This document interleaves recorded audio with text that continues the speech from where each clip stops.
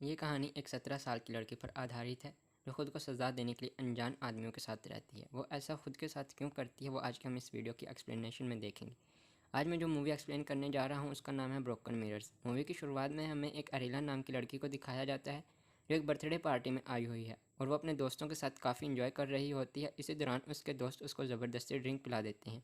फिर वो अपने दोस्तों से कहती है कि उसके मॉम डैड उसका घर पर इंतज़ार कर रहे होंगे, इसलिए उसे जाना चाहिए।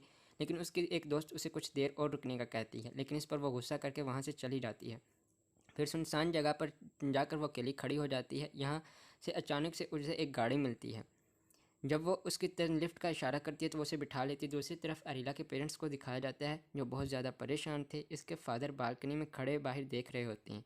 वो देखते हैं कि एक कार से अरीला उतर रही है। फिर अरीला के घर पहुंचने पर उसके डैड उसको अपने पास बुलाते हैं जो कि एक पुलिस ऑफिसर हैं।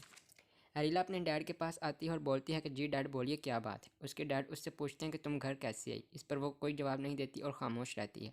इसके फादर उसे उसकी पैंट उतारने का बोलते हैं।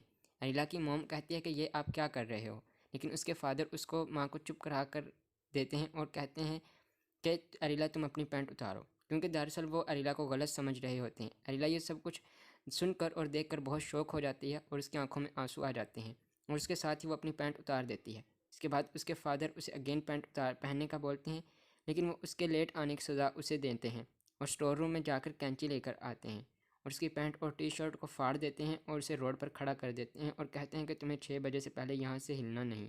इस पर अरीला अपने फादर को थैंक्स कहती है, लेकिन उसकी आंखों में आंसू होते हैं। वो रोड पर अकेली होती है और वहाँ एक पत्थर के साथ वो पेंटिंग बनाना स्टार्ट कर देती है। अगली सुबह उसके फादर फिर से अरीला के पास जाते हैं और एक और सज़ा देते हैं। वो इसे कहते हैं कि तुम्हें 1 मिनट में बेड और तकिए के ऊपर चादर चढ़ाना है। अरीला कोशिश करती है लेकिन वो ऐसा नहीं कर पाती। तभी अरीला के फादर को एक कॉल आती है और वो वहाँ से चले जाते हैं। अगले सीन में हमें दिखाया जाता है कि अरीला अपनी मॉम और छोटी सिस्टर के साथ टूर पर आई हुई है और वो सब खूब इंजॉय करते हैं। वापस जाते वक्त अरीला गाड़ी ड्राइव कर रही होती है। तभी उन्हें रास्ते पर 2 बड़े पत्थर दिखाई देते हैं, इसलिए उसकी मॉम गाड़ी से उतरकर बाहर जाती है और अरीला को गाइड करने लगती है। लेकिन अचानक से अरीला का पाँव ब्रेक से स्लिप होकर एक्सीलेटर पर आ जाता है, जिसकी वजह से गाड़ी की रफ्तार तेज़ हो जाती है और उनकी मॉम गाड़ी के नीचे आ जाती है। इसके बाद वो दोनों अपनी मॉम को हॉस्पिटल ले जाती हैं। तभी एक पुलिसमैन जो कि उसके डैड का दोस्त होता है अरीला से आकर कहता है कि आपकी मॉम कोमा में है और उनकी कंडीशन भी काफ़ी ख़राब है। अरीला अपनी मॉम को देखने के लिए जाती है और ये देखकर बहुत गिल्टी फील करती है। उसके बाद वो और उसकी बहन घर वापस आ जाते हैं और उनकी दादी अरीला खाना पकाने का कहती है, लेकिन वो इस पर काफ़ी गलत व्यवहार करती है। इसके बाद जब वो अपने फादर के साथ होती है तो उसका फादर बोलता है कि इसके लिए मैं तुम्हें कोई पनिशमेंट नहीं दूंगा, लेकिन अरीला कहती है कि मैं खुद ही कोई ना कोई सज़ा इस खुद के लिए ढूंढ लूँगी। और इस पर उसका फादर उसे चुप रहने का कहता है और वहाँ से कार में बैठ चला जाता है। लेकिन अरीला बहुत ज़्यादा गिल्टी फील कर रही होती है। वो खुद को सज़ा देना चाहती है। वो वॉशरूम में जाती है और वहाँ टॉयलेट का बॉक्स नज़र आता है, जिसकी से वो अपने पैंट को फाड़ लेती है। तभी वो रोड पर जाती है, लेकिन इस वक्त टाइम कोई भी उसे लिफ्ट देने के लिए तैयार नहीं होता। तभी वहाँ एक कार आकर रुकती है जिसमें 4 लड़के होते हैं। वो अरीला को लिफ्ट दे देते हैं और उसे अपने दरमियान बिठा लेते हैं और वहाँ से चले जाते हैं। इसके बाद वो उसका नाम पूछते हैं, जिस पर अरीला अपना नाम माया बताती है। इसके बाद वो अंताक्षरी खेलते हैं जिसमें एक वर्ड देते हैं और उससे उसके गाना सुनाना होता है। कुछ देर बाद वो अरीला को गाना गाने के लिए कहते हैं, लेकिन वो कहती है कि उसे गाना नहीं आता और उसके साथ ही वो अपनी टी शर्ट को उतार देती है। और वो 4 लड़के उसको ये देखकर हैरान रह हो जाते हैं। इसके पास बैठा हुआ लड़का उसके पर्सनल पार्ट को टच करने की कोशिश करता है, जिसकी वजह से अरीला को बहुत ज़्यादा उल्टी आ जाती है और वो चारों लड़के उसे वहीं अकेला छोड़कर चले जाते हैं।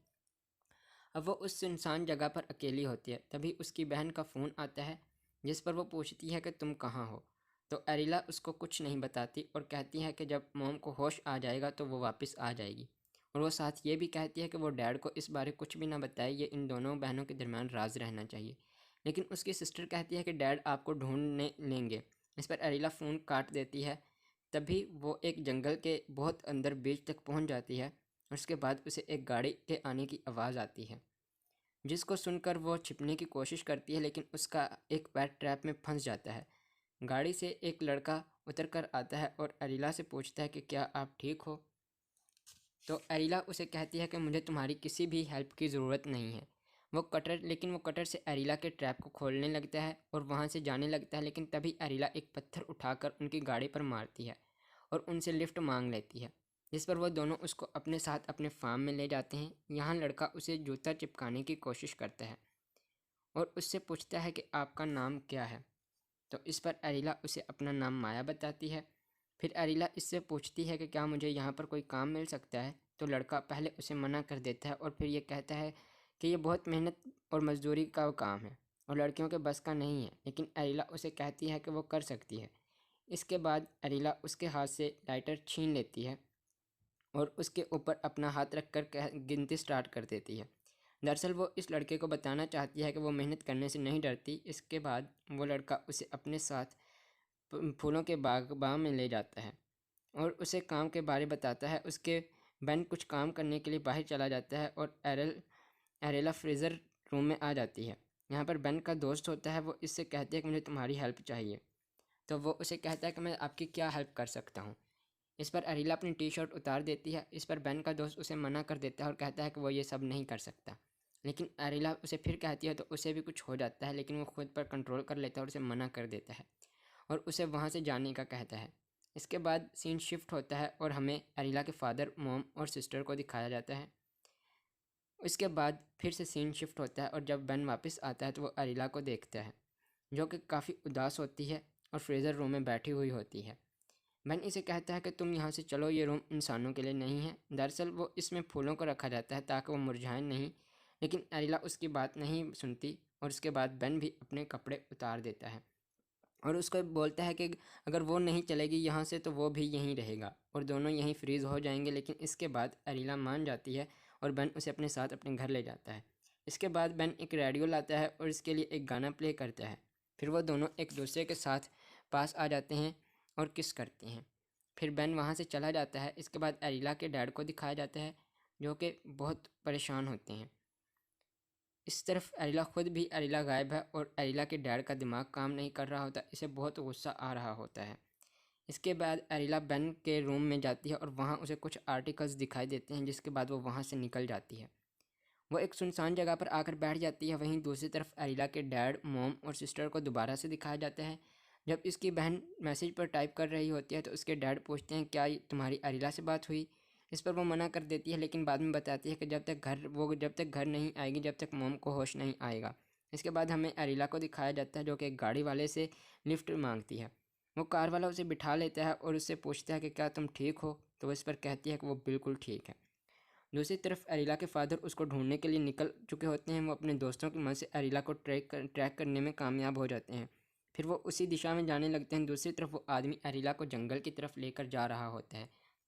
इसके फादर भी उसे ढूंढते हुए उसी जगह पर पहुंच जाते हैं जहां अरीला का पैर फंसा था। तभी वो आदमी इसके बालों को हाथ लगाता है और अरीला उसे पीछे चलने के लिए कहती है और वो अपने डैड को कॉल करके फ़ोन अपनी पॉकेट में डाल लेती है। फिर इसके डैड को पता चल जाता है कि अरीला के साथ कुछ गलत हो रहा है। इसके बाद उस आदमी को दिखाया जाता है, जो उसे पानी पिलाता है और पानी पीने के बाद अरीला लेट जाती है। उसको लेटा हुआ देखकर आदमी को कुछ हो जाता है।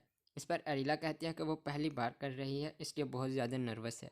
ये सब सुनकर उसका फादर बहुत परेशान हो जाता है और अरीला के चिल्लाने पर वो गाड़ी आगे बढ़ाता है।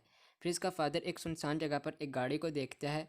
वो उसी की तरफ जाता है। कार वाले को लगता है कि कोई इसकी तरफ आ रहा है और इसलिए वो वहाँ से गाड़ी स्टार्ट करके भाग जाता है और अरीला गाड़ी से जंप करके बाहर आ जाती है।